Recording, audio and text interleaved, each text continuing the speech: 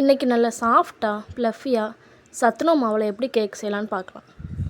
அதுக்கு ஒரு mixie jar எடுத்துக்கிட்டு அதில் 1 கப் சத்துணவு மாவு எடுத்திருக்கேன்.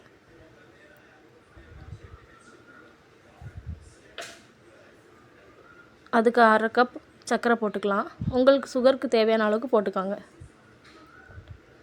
அதில் ஃப்ளேவருக்கு 2 ஏலக்காய் போட்டுக்கலாம்.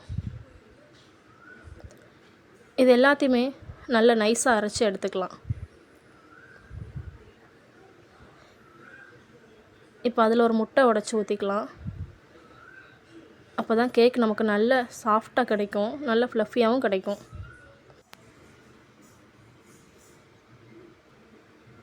நான் 3 முட்டை போட்டிருக்கேன்.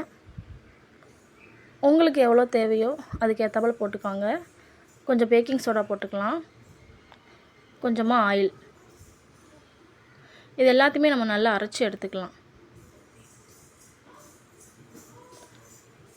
பாருங்கள், இப்போ நம்ம கட்டியாக இருக்குது. நம்ம இது எல்லாத்தையும் நம்ம அரைச்சிட்டோம். இதில் நம்ம கொஞ்சமாக பால் ஊற்றி நம்ம அரைச்சி எடுத்துக்கலாம். எல்லா பாலையும் ஊற்ற வேண்டாம், கொஞ்சம் கொஞ்சமாக ஊற்றி நம்ம அரைச்சி எடுத்துக்கலாம்.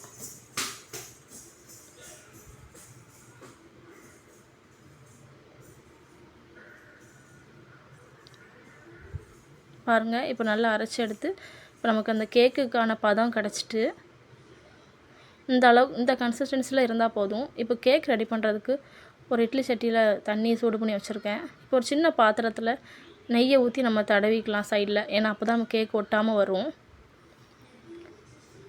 நெய் தடவிட்டு சைடில் கொஞ்சம் மைதா மாவை தூவி விட்டுக்கோங்க. அப்போ தான் நமக்கு கேக் ஒட்டாது, நல்லா ஈஸியாக வரும். இப்போ அதை நம்ம ரெடி பண்ணியிருக்கதை உள்ளே ஊற்றிக்கலாம். அதுக்கு மேலே நமக்கு தேவையான நட்ஸ் எல்லாமே போட்டுக்கலாம்.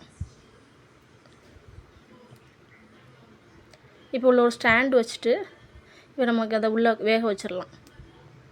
இப்போ மூடி போட்டு நம்ம வேக வச்சுக்கலாம். இப்போ பாருங்கள், கிட்டத்தட்ட நான் ஒரு மணி நேரம் வேக வச்சுருந்தேன். இப்போ பாருங்கள், நம்ம கேக் நமக்கு நல்லாவே வெந்துட்டு, நம்ம ஒரு கத்தி இல்லைனா குச்சை வச்சு விட்டு பார்த்தா தெரியும். எந்த பக்கமும் ஒட்டாமல் வந்திருந்தால் நமக்கு நல்லாவே வெந்திருக்கும்.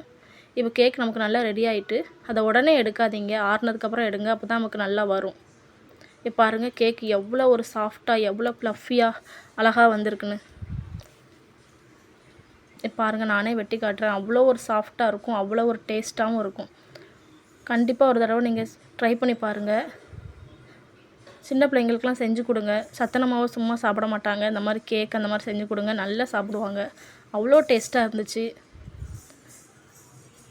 ஓகே ஃப்ரெண்ட்ஸ், ட்ரை பண்ணி பாருங்கள். நம்ம சேனலை சப்ஸ்கிரைப் பண்ணுங்கள். பாய்.